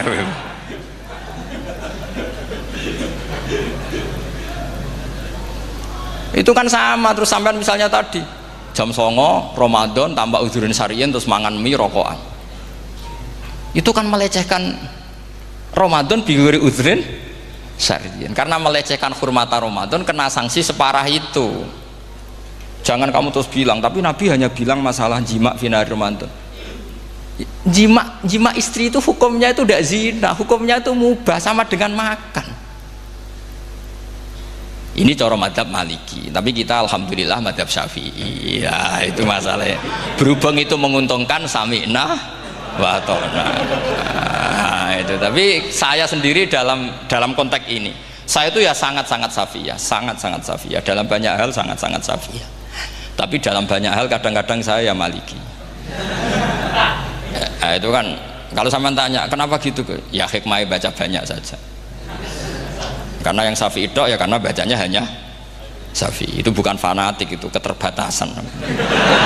Jadi itu beda, itu namanya ada fanatik, itu keterbatasan. Itu beda sekali. Jadi kita harus ngaji yang banyak. Saya termasuk utang ya sama Imam Syafi'i itu baca kitab Ar-Risalah. Itu kitab yang kadang satu ulama baca sampai 500 kali. Yaitu Imam Syafi'i itu dalam kitab Risalah itu begini, ini termasuk ulumul Quran yang paling penting. Muqaddimahnya begini. Wan nasu sinfani min awalil amri. Wan nasu sinfani. Ketika Rasulullah datang membawa Quran itu manusia hanya ada dua. Al kuffar sing dari jenis ahli kitab dan kuffar dari jenis yang tidak ahli kitab. Bahkan tidak ada orang Islam zaman itu. Pertama Nabi jadi Nabi itu adakah pendengar yang Muslim? Kan tidak ada, semuanya ahli kitab. Makanya susah kalau Quran kamu analisis korbannya orang Islam tuh, kata Ibnu Umar tuh lucu. Dulu tuh mukhatabnya tuh orang kafir, jelas kuliah ayyuhal kafir. Ya ayuhan nasu ubudu rabbakum alladzi khalaqakum. Jelas orang kafir. Karena orang Islam nggak mungkin dikhatabi ubudu rabbakum. Makanya Imam Suyuti kalau nafsiri itu ngeper. Ubudu rabbakum wahiduhu. Tapi kalau mukhatabnya orang Islam dawimu alal ibadah atau dawimu alat tauhid. Karena dia tahu kalau mukhatabnya orang kafir ubudu ya masih wahidu. Kalau sudah Islam kok dikhitabi ubudu mudawamah alal ibadah. Itu saking alimnya Imam Suyuti. Ini saya teruskan. Kalau mukhatabnya itu orang kafir ahli kitab, itu kemungkinannya ya dua cara mereaksi Quran. Yaitu disebut lam yakunil ladzina kafaru min ahlil kitabi wal musyrikina munfakina hatta ta'tiyahumul. Jadi lam yakunil ladzina kafaru, jelas kafaru itu umum. Kemudian ditafsir kafaru itu ada yang min ahlil kitabi, berarti kafaru yang jenis Yahudi Nasrani. Ada kafaru yang min ahlil kitabi wal musyrikin, kafaru yang jenis musyrikin, yaitu kafir Mekah.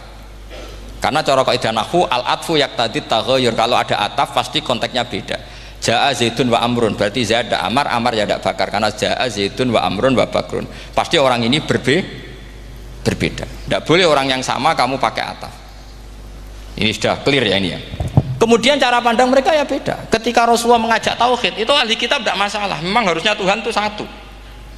Tidak masalah bagi ahli kitab. Problem bagi ahli kitab adalah Muhammad itu nabi. Itu kita nggak suka. Kalau Tuhan satu oke, tapi kalau Muhammad nabi tidak oke. Kita bisa jadi nabi, kata mereka, karena mereka merasa nasabnya sampai Ibrahim. Sementara zaman itu mereka sanksi Muhammad itu nasabnya konti, gak jelas. Ini penting kalau aturakan. Sehingga dalam konteks ini Allah menjawab ahli kitab dulu. Ini itu disebut Muhammad itu nasabnya jelas. Ini itu fihi ayatum bayinatum maqamu Ibrahim. Ini saya dengarin. Ibrahim itu jelas pernah ke Mekah. Bukti Ibrahim pernah ke Mekah adalah jejak kaki Ibrahim di makam apa? Makam mereka artinya buatan kuburan, buatan jejak kaki Ibrahim ketika bangun Ka'bah. Fihi ayatum bayinatum maqamu Ibrahim. Pun. Kalau Ibrahim pernah di Mekah artinya beliau pernah nikah di Mekah. Paling tidak punya dzurriyyah di Mekah. Ini gua Ismail dibawa ke Mekah. Jelas ayatnya wa idh yarfa'u Ibrahimul qawaida minal baiti wa Ismail. Ini dengarin ya. Sebab itu saking alimnya berjanji itu beliau tahu betul masalah utama Rasulullah Muhammad adalah disangsikan nasabnya. Sebab itu kitab berjanji pertama cerita setelah dia alhamdulillah macam-macam awalu ma'anab tadi saat terus dia bilang wa ba'du fa'akul huwa Muhammad bin Abdillah bin Abdil Muttalib. Saat terus ya wa ba'du wa Muhammad bin Abdullah bin Abdul Muttalib wasmu Syaibatul Hamdi Humidat Khisaluhus saniyah. Saat terus Ibnu Qusayn, saat terus Sumiyya bi Qusay li taqasi fi biladi Qudu'atal Qasiyah. Karena dia tahu yang masalah bagi Rasulullah itu adalah masalah nasab bagi mereka loh, bagi mereka yang kafir. Terus beliau ngendikan ditutup wa adnanu bila raibin inda dawil ulumin nasabiyah ila dhabihi Ismaila nisbatuhu wa mun. Jelas saya Adnan itu pasti puter cucu-cucunya Nabi Ismail. Karena orang Yahudi yang di soal Muhammad itu, kamu itu siapa kok tahu-tahu Nabi? Kamu orang Arab itu tidak pernah ada Nabi. Yang Nabi itu normalnya orang Israel, yaitu turunan Yahudi, karena Yahuda bin Yakub bin Ishak bin Ibrahim. Akhirnya Allah membuktikan fihi ayatum bayyinatum maqami. Bukti kalau Ibrahim pernah di Mekah adalah jejak kakinya di Mekah, itu dekat Ka'bah. Ini jawaban Allah yang tentang ahli kitab, karena sudah jelimet. Ada ilmu ansab, ada ilmu nasab, ada polemik kitab samawi. Kalau kafir Mekah ini goblok-goblok. Ketika Rasulullah pakai teori tauhid, orang kafir Mekah itu sangat gobloknya bilang gini, Muhammad, kita ini urusannya banyak, utang kita banyak, kasus saya banyak, kok Tuhannya satu itu tidak cukup? Yaitu mereka mengatakan aja'alal alihata ilahau wahida inna hadza la syai'un ujab. Bagaimana Tuhan hanya satu? Urusan kita banyak, masalah kita banyak, Tuhan nggak boleh satu, harus banyak sejumlah urusan kita. Ada Tuhan BPKB, Tuhan macam-macam lah, ada Tuhan kredit, Tuhan kas, macam-macam lah kan. Sesuai sebanyak urusan kita. Mereka tanya aja'alal alihata ilahau wahida, masa Tuhan satu? Inna hadza la syai'un ujab. Ini aneh. Tapi Rasulullah dengan sabarnya, kalau yang seperti ini Allah menjelaskannya beda dengan yang pertama, karena tadi orang kafir itu bisa min ahlil kitab, bisa wal musyrikin. Lam yakunil ladzina kafaru min ahlil kitab, ada yang wal musyrikin. Semuanya ini tidak pernah munfakina hatta ta'tiyahumul bayyinah. Mereka tidak pernah tercerabut dari pikiran mereka, dari mainstream mereka, sampai ada bayyinah. Bayyinah itu kejelasan kebenaran atau benar yang begitu jelas. Itu siapa? Rasulun minallah yatslu suhufam mutahhar. Akhirnya Nabi sabar. Saking sabarnya Nabi itu ngomong gini, ya di khalayak umum, mukhatamnya ya kafir semua. Hei saudara-saudara kami suku Quraisy, kita ini sebangsa. Nabi tanya, Muhammad, ajaran kami itu benar karena kamu itu orang yang kita percaya, tapi kali ini Anda aneh karena ngajak satu Tuhan. Itu tidak mungkin, urusan kita banyak, satu Tuhan enggak mungkin, Tuhan harus banyak. Kita punya 3 aja kurang banyak kan, banyak punya Lata, Uzza, Hubal. Rasulullah dengan sabarnya ngendikan gini, hei kaumku, kalau kamu jadi pembantu, jadi buruh, senang mana punya majikan banyak sama majikan satu? Kalau majikannya banyak, itu perintahnya beda-beda, seleranya beda. Semua harus kamu lakoni, semua harus kamu taklui, karena kamu harus nurut. Wah ya repot mat kalau di majikan banyak, ngerepoti mesti. Rasulullah tinggal nimpali, Tuhan kamu itu majikan kamu, kalau Tuhannya banyak, perintahnya ya banyak, seleranya beda-beda. Kamu bingung nggak? Wah ya bingung mat, ya udahlah mat satu aja. Akhirnya mereka masuk Islam. Nah itu disebut Nabi itu fatona, punya kecerdasan artikulatif, kalau menjelaskan itu masuk akal. Nah itu disebut dorobawahu matalar rojulan fihi syuraka'u mutasyakisuna wa rojulan salamal lirojul hal yastiawiyani masalah alhamdulillah. Nah ini penting, Allah membuat satu perumpamaan bagaimana ada satu pembantu yang punya majikan banyak, yang berbeda-beda seleranya, berbeda-beda perintahnya, dengan kalau hanya satu majikan. Apakah sama? Mereka jawab tidak sama, enak punya satu majikan. Begitulah Tuhan kamu, harusnya satu. Jadi artinya gini, kalau kamu ngaji ulumul Quran, kamu harus tahu ini khitab ke kafir. Kafir yang mana? Ahli kitab atau kafir yang musyrik? Nah sekarang tidak tahu lagi, pokoknya kafir. Makanya kalau orang berdebat mereka itu tidak goblok meneh. Waduh. Makanya sama tidak usah ketularan goblok, sing pun gimpun sing wis goblok ora usah ditambahi mun kathah dan ini pun niku. Ya karena kita ngaji jelas Qur'annya kan lam yakunil ladzina kafaru, itu masih ada min lil bayaniyah atau min li bayanil jinsi. Kafaru itu sopo? Siji min ahlil kitab, 2 kafaru sing wal musyrikin. Dua-duanya tidak pernah munfakina hatta ta'tiyahumul bayyinah. Mereka tidak akan tercerabut dari pikirannya sehingga ada bayyinah. Bayyinah itu siapa? Rasulun minallah yatslu sufam. Nah ketika Nabi menjelaskan asal usul nasabnya, bahwa Sayyid Adnan itu ila Ismail, Ismail jelas putra Nabi Ibrahim, mereka terus baru iman karena ada fihi ayatum bayyinatum maqamun apa Ibrahim. Ya jadi saya kira demikian. Nanti kan akhirnya jam berapa?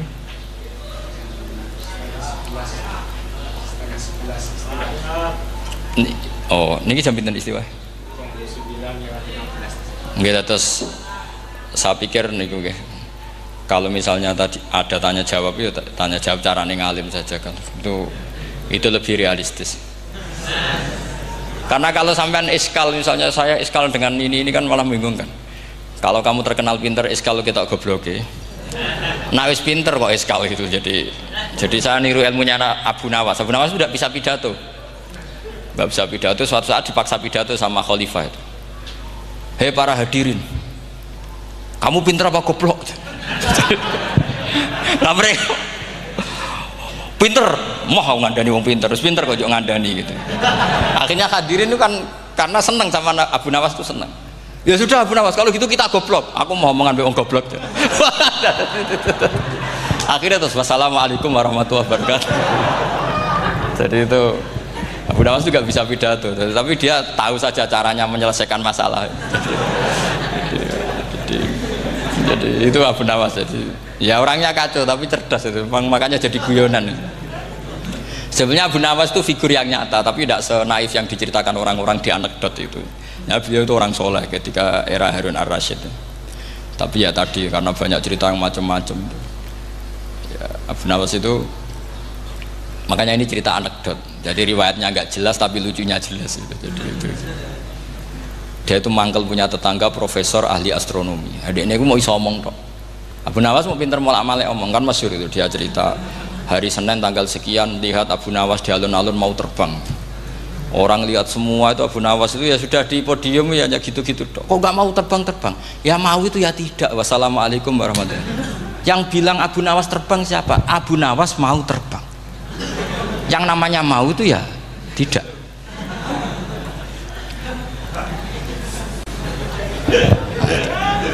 Pernah dia itu lomba sama Harun ar-Rasyid. Siapa paling banyak pengunjung rumahnya di alun-alun. Harun Rasyid bikin khemah, dia bikin khemah. Tentu cerita ini bohong, yakini ini bohong. Memangnya ini bohong tenang.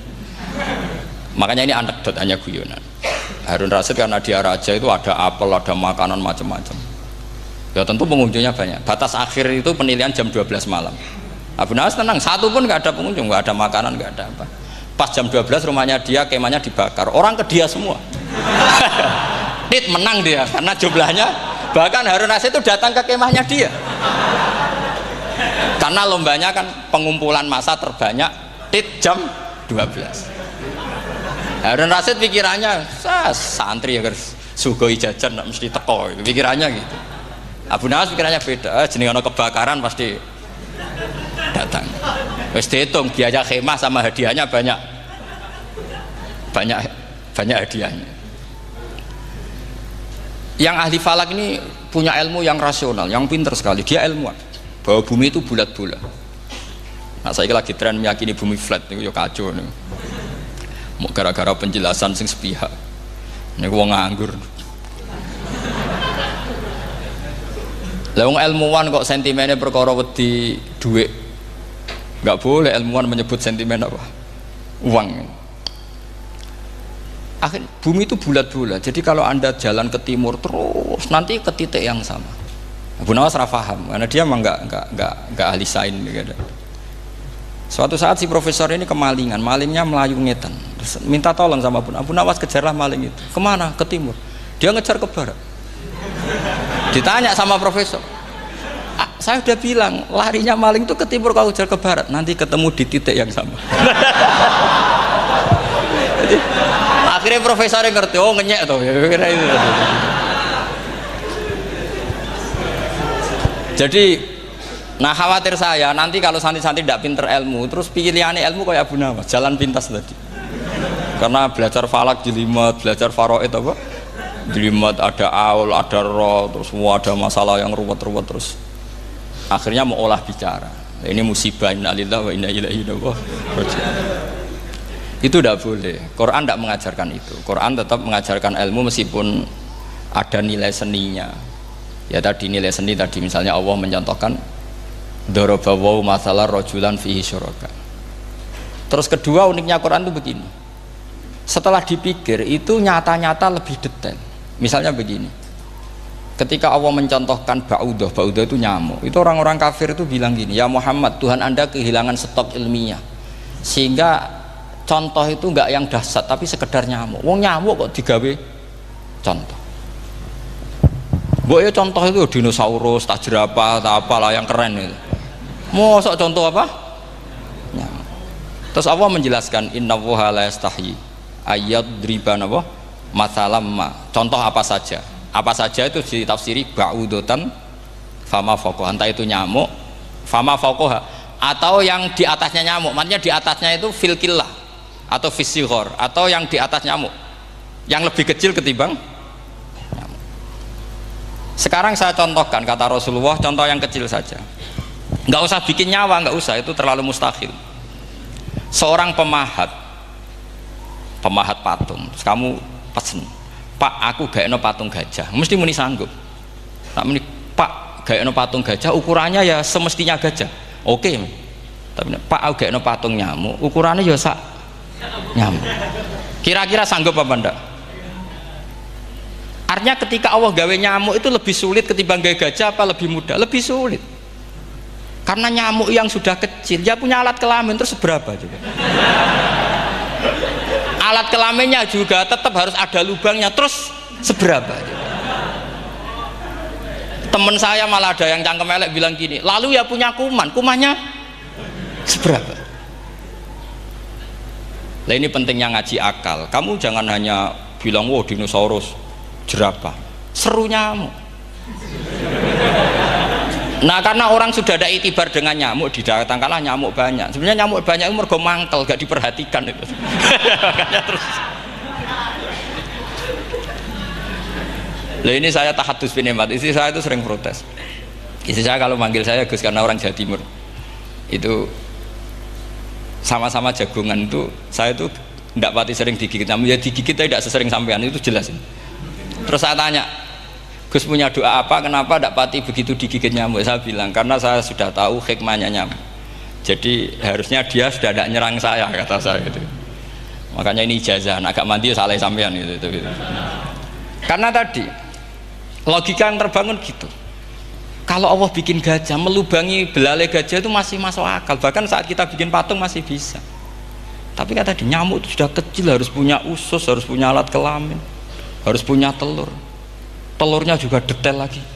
Ini disebut innallaha la yastahyi ayyadriba mathalam ba'udah. Sehingga ba'udah di mata ahli tafsir, di mata ulama ini contoh yang luar biasa. Tapi di mata orang-orang yang nggak seneng mikir, kok terima nyamuk itu. Makanya saya minta kangkang di sini bisa makan itu harus syukur. Makan itu luar biasa. Saya itu sering nyontohkan di Jogja ini. Saya punya teman sakit, kalau nggak ada obat dari Belanda itu mati. Kalau ini nggak dapat obat bagus dari Belanda atau dari Jerman itu meninggal. Berapa bulan lagi matinya? 3 bulan. Kalau nggak sampai dapat obat mati 3 bulan. Oh masih mandi obat yang di Jogja, apa itu makan atau minum? Kalau orang tidak minum tidak sampai 3 bulan sudah mati. Boy orang itu mikir seperti itu. Tapi kita ini kalau obat dari Jerman, dari Belanda itu hebat. Kalau enggak kita mati sebulan lagi, 3 bulan lagi. Allah bikin obat pada kita tiap hari, yaitu kita bisa makan, bisa minum. Itu kalau sekali nggak makan 5 hari bisa mati sama. Tapi kita karena ngakan itu hal yang biasa, nak duit iso utang, terus dianggap biasa. Ini kalau ulama masalah besar. Punya otak seburuk itu masalah besar bagi ulama. Sehingga Allah tidak malu ketika ngendikan kulu wasrobu, tidak malu karena makan ini urgen, sangat penting. Dan Allah tidak malu meskipun Quran itu temanya kelas tinggi, biasa Allah mengatakan jong koweku kulu min thayyibati maruzaqnakum, kamu makanlah. Karena minum obat itu kebutuhan kita ketika sakit. Tapi kalau makan adalah kebutuhan kita sihatan wasukman, saat sakit maupun saat sehat. Nah, kalau Anda dengan kualitas ini, ketika Allah membicarakan makanan itu Anda akan respect sama Allah karena memang ini urgen betul. Tapi kalau Anda cara berpikir gini, hanya cari goro ibal ilmu yang aneh, yang seru, kamu baca ayat itu akan menjadi biasa-biasa saja. Dan itu masalah bagi mahabbah Anda pada Al-Quranul Karim. Ya saya kira demikian. Terus mangke saya pikir tidak etis ya, karena ini Jumat nanti sing biasa itikaf nanti terganggu. Nanti saya ada ke problem. Ya Kalau ada tanya jawab ya saya mohon tadi ya, karena ini zaman akhir, saya memang butuh sekali. Kenapa saya mau datang? Satu, hormat Kiai Hanan. Dua, saya memang ingin banyak mufassir lagi. Jangan hanya lewat baca terjemah kemudian merasa menjadi ahli apa? Quran atau ahli tafsir. Itu musibah besar itu masalah besar itu. Ya pokoknya saya mohon lah. Ya setidaknya gitu. Misalnya orang kafir, kamu cari saja orang kafir. Ternyata ada yang harbi, ada yang dhimmi, ada yang mu'ahad, ada yang mustakman. Lalu dalam tarikh ada kafir Yahudi, kafir Nasrani, kafir ahli kitab. Kalau di fikih ada kafir yang lahum kitabun, ada yang tidak lahum kitabun. Kalau yang lahum kitabun disebut ini kitabiyah kholiso, yang tidak. Itu kan berbeda-beda di fikih. Boleh nikahnya ndak, khilu dhabihatihim atau tidak, itu kan detail sekali. Makanya saya mohon ini latihan detail. Oke, sampean tetap ngaji, sering khatam itu bagus karena mengumpulkan semua ilmu. Tapi sampean harus menganalisis secara apa? Saya dulu ngaji Mbah Mun Muslim ya kilatan. Tapi saya ngapalkan sama Gus Subab. Gus Subab putranya Mbah Mun, dulu muridnya Said Muhammad.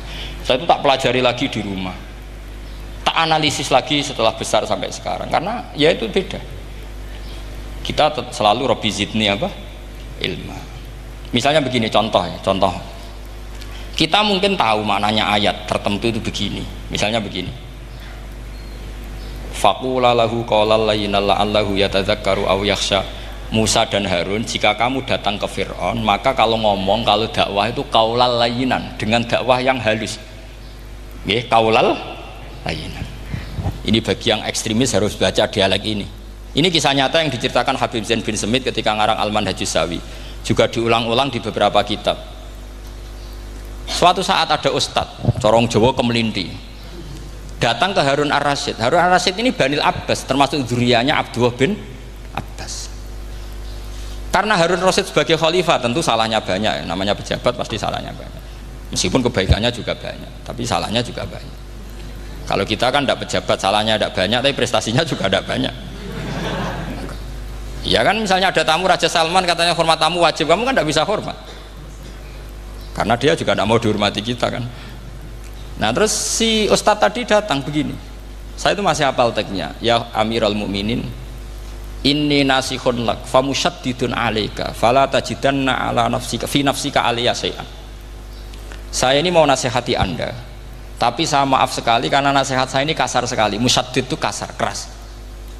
Fala tajidanna fi nafsika aliyya syai'an. Saya mohon jangan dimasukkan hati lah. Makanya terjemah bebasnya jangan masukkan hati. Katanya Harun Rasyid langsung marah. Uskut ya jahil, kamu itu ustadz bodoh. Kamu tidak boleh keras sama saya. Dia masih bantah, saya keras sama anda karena anda salahnya banyak. Terus apa kata Harun Ar-Rasyid? Inna wa ta'ala qad arsala man huwa khairum minka ila man huwa syarrum minni wa ma'adzalika qala ta'ala faqula lahu qaulal layyinan. Allah mengutus orang yang jelas lebih baik ketimbang kamu, yaitu Musa dan Harun. Musa dengan ustadz ini baik mana? Tidak, sama jawab saja. Baik Nabi Musa kan. Ilaman huwa syarrun minni. Fir'aun dengan Harun Ar-Rasyid buruk mana? Buruk Fir'aun. Itu saja masih dengan etika faqula lahu qaulal layyinan. Musa dan Harun kamu harus sopan. Tidak wae Fir'aun wajib sopan, tidak wae aku ras sopan. Nah ini sudah iktibar dari terjemah netral atau terjemah yang datar bahwa Allah ngutus Musa dan Harun ke Fir'aun dan Musa dan Harun diharuskan kaulal layinan. Tapi menjadi energi mafhum yang luar biasa. Nak dakwai Fir'aun wae kaulan layinan, apa maneh dakwai podo-podo mukmin. Makanya kata Harun Rasyid, uskut ya jahil. Inna wa ta'ala qad arsala man huwa khairum minka ila man huwa syarrun minni. Wa ma'adzalika qala ta'ala faqula lahu qaulal layyin. Ya saya kira demikian, saya kembalikan ke moderator.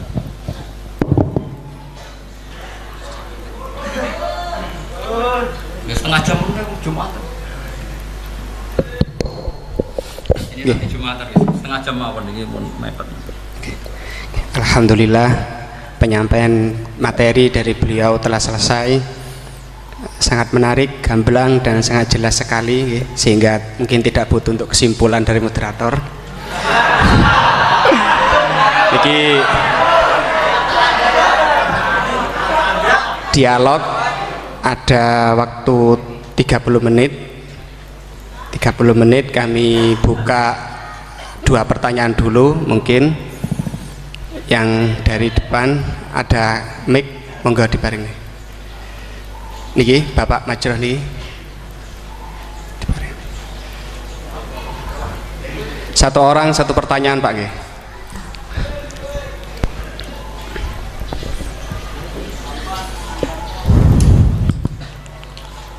Monggo.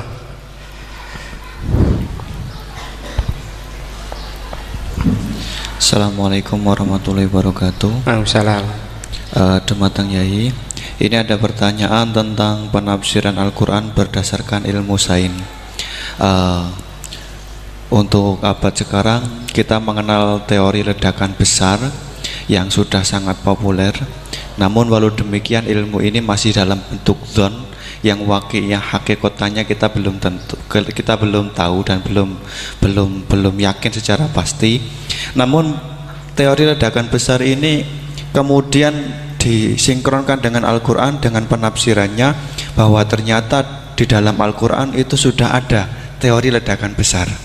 Pertanyaan saya begini, menimbang ilmu teori ledakan besar ini adalah ilmu dzon, ini masih memungkinkan ilmu ini salah, sehingganya penafsiran terhadap Al-Quran ini menimbulkan kekhawatiran, yakni kalau ilmu ini sebenarnya salah kemudian disinkronkan dengan Al-Quran, nanti ada penyalahan dalam penafsiran. Namun sisi lain terdapat kebaikan, yakni ada banyak orang bicara bahwa Al-Quran turun sekian ratus tahun lalu ternyata di dalamnya memuat teori ledakan besar yang baru muncul abad modern ini. Dari penjelasan ini pripun monggo Yai tentang penafsiran berdasarkan ilmu yang masih dzon, yang belum hakikatan seperti ini, monggo. Oke, sama namanya. Oke. Sing pertama Pak Ulil, yang kedua Pak Anwar. Itu sudah sama-sama keren Pak ya. Nggih. Pak siswa. Pak Ulil apa Ulin? Ulil. Pak Ulil. Ulil apa? Ulil Absor. Sudah Ulil Absor, sudah bener ya. Itu namanya sudah bener. Nggih. Yang kedua Anwar ya? Kedua Pak Anwar. Enggak, sudah gitu dulu. Cekap dua dulu. Sing pertama mungkin nek jenengan niki pertanyaan yang pertama, apakah keumuman Al-Quran bisa ditaksis sesuai konteks sekarang, konteks sekarang kekinian niki. Niku pertanyaan yang pertama. Pertanyaan yang kedua, kejadian sains yang sesuai dengan sains, ilmu sains niku apa bisa juga dibenarkan, ditafsirkan ke Al-Quran, mengingat ilmuwan-ilmuwan sains sekarang mengatakan bahwa Al-Quran itu banyak yang sesuai dengan sains akhir-akhir ini. Nah, seperti ledakan besar niku kalau diarahkan ke Al-Quran, apa memang sains itu sebenar-benarnya persis dengan Al-Quran atau masih ada kemungkinan nggak sama? Hafal Quran bukan? Buatan apa belum? Tapi hafal juz 30. Nah, terus pertanyaan kedua dari Kang Anwar tadi itu memang problem ya. Tapi itu bisa diatasi lewat seni menulis. Biasanya kalau seorang penulis, apalagi di Indonesia itu kan gampang sekali. Kalau kata itu bisa bias atau majas kan bisa dikasih tanda kutip. Dikasih tanda apa? Kutip. Itu memang nyata ya. Saya pernah berdebat berkali-kali lah. Saya kan satu tim ya dengan Pak Zaini, dia seorang profesor, juga pernah tanya Gus Wafi, putrane Mbah Mun saat di Syria. Zaman itu saya Ramdan Al-Ghouti masih hidup. Saya itu punya komunitas dokter. Ini cerita nyata ya. Yang dia tanya gini, Pak Bahak, kita ini ahli embriologi dan tidak pernah ada ceritanya ada segumpal darah dalam proses embriologi. Yang ada itu sekian zigot yang berhasil nempel di dinding rahim itu nanti yang jadi janin. Jadi kalau kita ngaji ada segumpal darah itu menjadi aneh bagi kita karena proses itu tidak ada. Ya saya jawab ya enteng saja. Ya kan yang bilang segumpal darah itu kiai kan tidak Quran. Makanya benar Kang Anwar tadi yang ngomong itu mufasirnya atau kiainya yang nerjemah. Kalau Quran hanya bilang min alakin. Iqra bismi rabbikal ladzi khalaq khalaqal insana min alaq. Alaq itu kan dari kata alaqa ya'liku alaqon, sesuatu yang nempel itu namanya alaqah. Makanya di Alfiyah ada wa ulqatun hasilatun, ulqah itu sesuatu yang terkait atau yang menempel. Sehingga ya pokoknya kalau alaq itu artinya tidak harus segumpal darah, bisa sesuatu yang menempel. Sama cari di kamus, dicari sama dia kamus. Alika ya'liku menempel. Oh, ya oke Bapak, enggak masalah. Nah, lalu kalau kita memaksakan itu bukti ilmiahnya Quran, ya resiko juga. Nanti ada penelitian yang berbeda. Makanya kita bisa memanfaatkan tanda kutip. Kalau lafadz itu majas, atau kata itu majas, kalimat itu majas. Atau kita menganalisis secara balaghah min jinsi dzalikat dam. Misalnya begini. Saya kalau sedang benci Anda, saya akan bilang kamu itu membawa WC. Wong tak melete gawa WC ngalor ngidul. Karena di perut kita memang ada kotoran. Berarti kita ini WC yang melaku ngalor gitu. Oke, itu saat kita benci manusia. Coba sampean lihat di kitab tasawuf. Faqih fatatakabbar wa anta kanafun minal aknam, itu kan disebut kamu kok sombong, kowe iku WC melaku. Tapi nanti kalau kamu ngaji di alam rohani, kamu disebut laqad khalaqnal insana fi ahsani taqwim. Artinya bisa saja alakin ini benar-benar maknanya segumpal darah. Tapi dalam konteks manusia, jenis kamu adalah jenis segumpal darah, bukan dalam proses embriologi mengalami segumpal darah.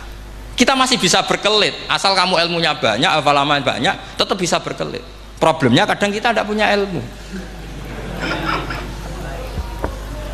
Loh ya, ini kisah nyata ya. Jadi kemarin entah tanggal berapa saya lupa, itu kan Kemenak datang ke Yai, ke Mbah Mun, ke Gus Zofur. Di antara usul saya seperti itu. Mbok terjemah Kemenak, kalau yang terkait sain itu dikasih bahasa yang bias, karena nanti kalau tidak bias, ini nanti ada penelitian kelihatan Quran dianggap loh ya, dianggap salah. Sebenarnya salah yang terjemah. Atau kita yakin sesuai ilmiah, ternyata suatu saat ada penemuan yang berbeda. Kita bisa manfaatkan tadi seni menulis tadi, misalnya tanda kutip atau dipakai kata bias. Ya misalnya begini, contoh paling gampang tadi, misalnya kita bangga, misalnya Quran terbukti benar ketika mengatakan baca ala bainahuma barzakha wa hijra mahjura, antara air tawar dan air laut itu ada pemisah. Kita mungkin ya setuju nyari-nyari ayat tentang Big Bang, tentang apa ledakan yang dahsyat. Tapi apapun itu teori itu bisa iya bisa tidak. Nah itu kita bisa manfaatkan tanda kutip. Atau seni pakai lughat. Saya beri contoh seni lughat begini. Keyakinan santri yang di sini, yang di kewagian sini, makhluk itu yang terkenal kan 3, manusia, jin, terus setan. Sudah kan 3 itu. Keyakinan sampean manusia dengan jin sama apa enggak? Beda kan, katanya beda. Terus jin dengan setan itu beda apa sama? Enggak, sampean jawab. Beda, rata-rata santri fikih bilang beda, karena jin itu bisa mukallaf, bisa sholat, bisa enggak. Kalau setan pasti enggak sholat. Tapi pecinta orang sholat dia, kalau orang sholat datang, penggemar dia, mau ganggu gitu.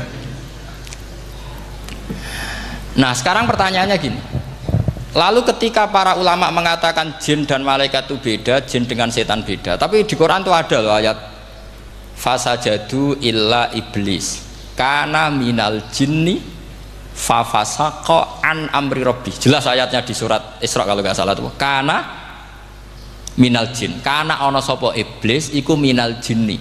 Padahal tadi Anda yakin iblis dan jin itu tidak sekategori, tapi ayat itu kana minal jin. Caranya gimana? Gampang, sama cari di tafsir Baghawi atau tafsir Ibnu Katsir. Caranya adalah dianalisis secara lughat. Sesuatu yang enggak kelihatan atau yang gelap disebut jannah. Misalnya malam, kata Quran apa? Falamma janna alaihi lailu ra'a kaukaba. Karena malam itu gelap disebut jannah. Orang yang gila karena masturul akli disebut majnun. Karena madatul kalimah sama-sama jinnun. Madatul kalimah kan sama kan, jim nun musyaddad berarti jim nun nun. Saya ulang lagi ya, kalau malam disebut falamma janna alaihi lailu, kalau orang masturul akli disebut majnun, orang dalam kandungan disebut janin. Kullu dzalika yusamma bidzalik li'annahu mastur. Semua dinamakan itu karena mastur, tidak kelihatan. Nah, sekarang sampai tak tanya, iblis itu kelihatan apa enggak? Ndak, berarti kalau kana ana sapa iblis minal jinni setengah barang sing ora ketok. Kecumanane minal jinni kelompok jin. Nanti kamu masalah dengan kiai Anda meyakini, "Lho jin kok iblis?" Beda. Jin itu iso ngaji. Ya gampang saja. Kalau jin yang sakolen ya jin yang bisa Islam bisa kafir. Tapi kalau kata jin yang dalam ilah iblis, karena minal jinni minal masturin. Faham yang saya maksud? Tetap bisa ada solusinya. Makanya ngaji itu jangan hanya Ibnu Katsir. Ibnu Katsir itu beliau hanya menjawab lewat riwayat. Beliau jarang bermain di lafadz. Tapi kalau sampean ngaji kayak tafsir Baghawi, kayak tafsir apa itu, subhanallah, ya Baghawi terus Baidawi, itu nganalisnya sering pakai lafadz dan itu menjadi mudah. Misalnya lagi begini, sholat kita ini ya sholat yang muftatahatun bitakbir, muftatamatun bitaslim. Tapi kita secara lughat jelas as-sholat lughatan ad-du'a. Dan ada lafadz di Quran yang nggak mungkin kita maknani sholat itu dengan makna sholat yang mustalah alaihim tal fuqaha, yaitu di ayat khud min amwalihim shadaqatan tutahhiruhum wa tuzakkihim biha wa sholli alaihim inna sholataka sakanul lahum. Muhammad, kalau ada orang zakat ke kamu, sholli alaihim, kamu harus mensolati mereka. Wong cek urip kok di solati, pasti maknane sholli ai utulahum, kamu akan. Terus inna sholataka sakanul lahum ay du'auka sakanul lahum, doa kamu membuat mereka tenang. Faham sih kalau maksud? Lagi-lagi kita, kalau Anda janggal secara ilmiah, ya sama seperti misalnya katanya bumi menurut Quran itu diciptakan dalam masa 6 hari, padahal menurut teori Big Bang sekian juta tahun. Lo yaumin itu maknanya tidak harus 24 jam. Kullahinin bisa disebut kullah yaumin. Buktinya ayat yas'aluhu man fis samawati wal ard kulla yaumin huwa fi sya'an. Apa Allah memutus sesuatu nunggu 24 jam? Kullahinin wa kulla waqtin huwa fi sya'an. Makanya di terjemahan UII termasuk saya usul fi sittati ayam itu dalam 6 masa. Karena kalau orang bilang hari asumsinya itu 24 jam kali 6. Itu masih bisa, masih meskipun mungkin seperti itu, tapi ya mungkin tidak. Tapi kita masih bisa bermain kata gini, ku dinetralisir. Yaum maknanya khin. Napa maknanya napa? Khin. Kayak di apa? Yas'aluhu man fis samawati wal ardi kulla yaumin huwa fisa. Kayak di ayat lagi, limanil mulkul yaum. Allah tanya itu ketika di akhirat apa di dunia? Enggak, sama jawab. Di akhirat. Ketika nanti di akhirat Allah tanya, liman iku kedue sapa al mulku te kerajaan al yauma. Limanil mulkul yaum lillahil wahidil fa inna fil akhirah laisa hunaka yaumun wala hunaka sa'a wala hunaka misalnya arbaun wa isyruna sa. Di akhirat tidak ada 24 jam. Istilahnya Allah ya limanil mulkul yaum. Paham sih kalau maksud? Jadi lagi-lagi syaratnya hafal tadi. Nah, jadi artinya lafadz yaum dipakai di Quran berapa kali? Konteksnya apa saja. Ya saya kira demikian.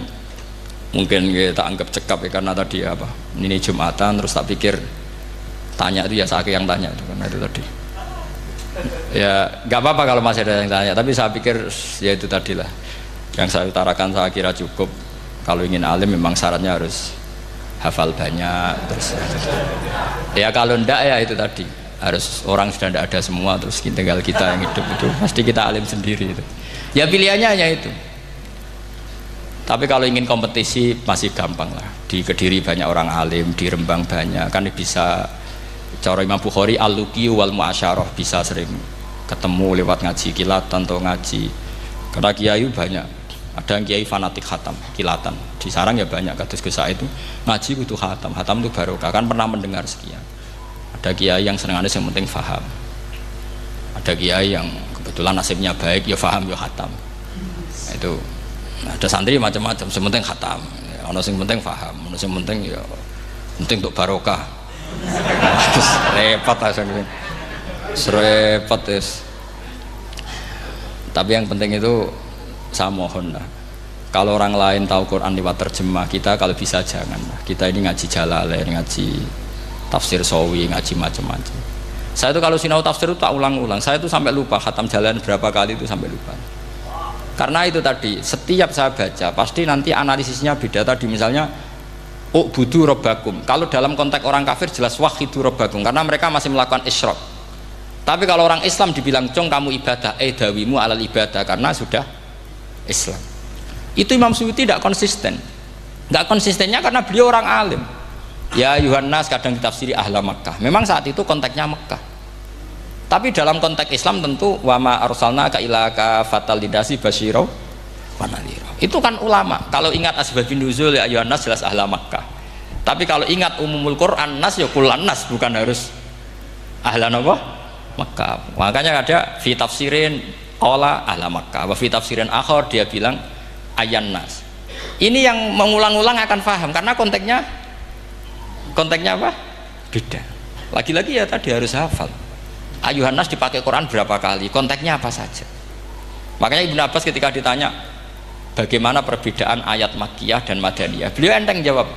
Biasanya kalau surat Makkiyah dimulai ya ayuhan nas karena mereka zaman itu masih kafir, belum berstatus mukmin. Kalau di Madinah rata-rata khitab sudah ya ayyuhalladzina amanu karena di Madinah mayoritas sudah mukmin. Tetap memanfaatkan proses dialek dan itu mudah. Memang kalau kita neliti terus mudah. Maknanya mudah itu tidak sulit. Ya memang Nabi begitu. Loh, sampean kalau hafal hadis nanti akan ngomong seperti saya. Loh, itu otomatis. Misalnya begini, Nabi itu ditanya, ya Rasulullah, dulani ala amalin gini-gini, terus terakhir dia yudkhilunil jannah, yang bisa masukkan saya ke surga. Nabi jawabnya itu, inna dzalika yasir, itu gampang. Tapi terusannya yang nggak nguati, alaman yassarahu wah. Oh, itu gampang dong bagi wong sing digampangno pangeran. Orang kata Nabi, wah ini sulit, tidak semua orang masuk surga. Nabi jawabnya, inna dzalika yasir, itu gampang. Tapi terusannya alaman yassarahu wah. Ya mengen Quran adatnya ya gitu. Inna dzalika ala wahi yasir. Yaitu gampang. Bukan berarti kita nyepelek ndak, memang ya itu tadi. Sesuatu sulit itu kalau kita tidak tahu rumusnya, sebenarnya kita tahu, cuma tidak mau. Sampean tahu kalau rumusnya ingin alim tafsir harus hafal Quran, hafal hadis, pernah ngaji etkon, ngaji ini, tahu, tapi kan nggak mau. Akhirnya mau takut tok, carane ngalim piye Gus? Asline ngerti, nak carane iku ngerti. Geleme sing raga. Nah, itu kan gitu. Ini kebetulan kenyek kan ngomong fakta biasa mawon, betul kenyek. Ya seperti kamu mau ke Jakarta kan jauh, tapi tetap gampang. Caranya beli tiket gini-gini ya kan gampang. Ya kalau ingin alim tafsir, satu hafal Quran, dua minimal setengah hafal Jalalain. Nanti kalau Jalalain janggal, kamu ngaji Sawi, karena banyak juga Jalalain yang diprotes sama Imam Sawi, dikritik. Itu kan wajar ya, sarah itu hanya membenarkan yang di matan ada masalah. Takrib kurang barokah, ya ada beberapa yang dibenarkan sarah. Kayak takrib ngendikan mabit bimina sunat apa wajib. Kalau di kitab Fathul Qorib sunat, di sarah dibenarkan, kalau yang benar itu wajib. Takrib bilang sholat jamaah itu sunat muakkadah, di sarah dibenarkan itu fardu kifayah. Ya sama di Jalalain kadang ada masalah seperti itu. Imam Suyuti meyakini satu hal, sama sarah dibenarkan. Makanya ya Jalalain ya Sawi. Nanti setelah itu khatam semua, belajar tafsir Baghawi. Nanti kan alim sendiri. Apalagi di desa kamu tidak ada orang alim, wah hebat. Kak, kamu jangan hidup di sarang, di Lirboyo, di daerah-daerah, jangan hidup di Kuagen, nyari daerah yang aman, aman dari kontrol maksudnya. Tapi yang jelas itu jawab dulu mudah. Kalau kamu menjawab sulit, kualat neraka sama. Lihat bagaimanapun Quran disifati Allah walaqad yassarnal Qur'ana lidzikri fahal mim mudzakir. Makanya saya tadi ngomong, kalau Anda hafal seperti saya, pasti cara ngomong kayak saya.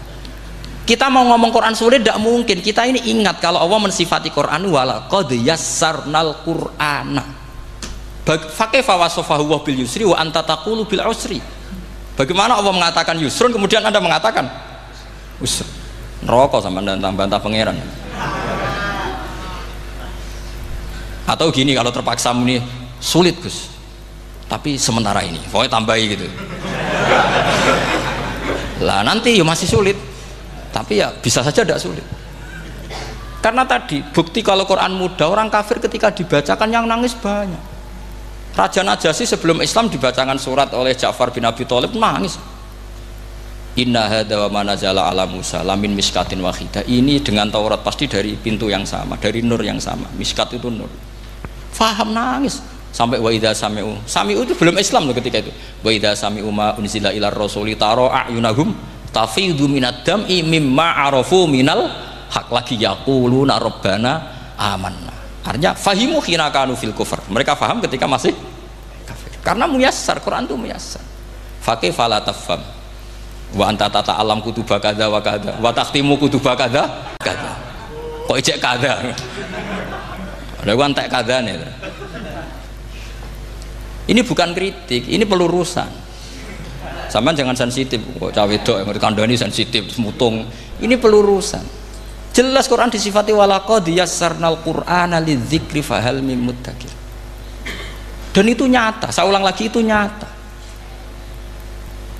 Sampai yang saya ceritakan di makalah ini ada orang Bedui, ada seorang khotib khutbah, fawarabbis sama'i wal ardi innahu lahaqqum mithama annakum tantikun. Arabinya tanya sama Pak Khotib, itu kan artinya kan demi Tuhannya langit dan bumi. Si Arabi tanya Pak Khotib, yang bikin murka Allah itu siapa? Kok sampai Allah terpaksa sumpah? Karena si Arabi tahu orang sampai sumpah itu pasti karena tersinggung. Kalau nggak tersinggung ngapain Anda sumpah? Dalam kehidupan sehari-hari kalau kita sampai sumpah itu karena tersinggung. Kita ditagih orang bisa sesuk tak sahur, ditagih lagi bilang kita tak sahur. Nah, serah percaya bang, wallahi sesuk tak sahur. Kalau orang sumpah itu karena tersinggung. Ternyata betul. Sampai cek di Quran. Kalau Allah memulai surat dengan sumpah, pasti. Alhamdulillah, itu dia kajian dari Gus Baha. Semoga bermanfaat dan kita mendapatkan barokahnya. Amin. Tunggu video dari kami bersama Gus Baha. Dan sekian, wassalamualaikum warahmatullahi wabarakatuh.